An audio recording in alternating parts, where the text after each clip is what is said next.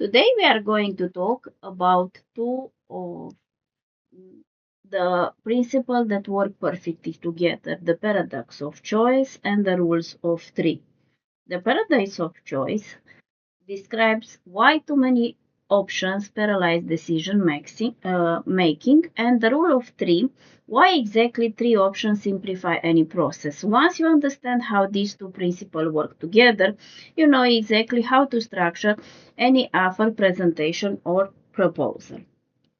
What is the paradox of choice? The paradox of choice is a principle described by psychologist Barry Schwartz in his book with the same name. The central idea is surprising. More options do not lead to greater satisfaction. In fact, too many options paralyze decision making and reduce satisfaction. The more alternative you have, the harder it is to choose. The harder it is to choose, the more likely you are to postpone the decision or avoid it altogether. So more does not necessarily mean better. They conducted an experiment in a famous supermarket. They offered 24 different varieties of jam for customers to sample.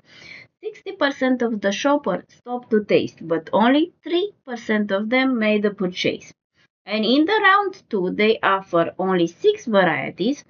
40% of the shoppers stopped to taste it, and 30% of them bought. Fewer options, that means more sale. Why? Because 24 options create analysis paralysis.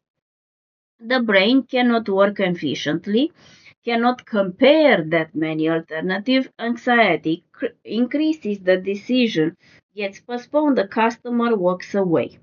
And now let's see how can we apply this in business. Do any of these situations sound familiar? You send a proposal with several different package and the client never replies. You present 12 benefits of your products and the client seems overwhelmed. You offer 5 pricing options and the client says, "Let me think about it."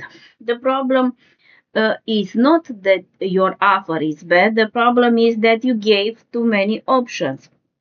Your client's brain enter analyzes, paralyzes, and the easiest solution was not to decide at all.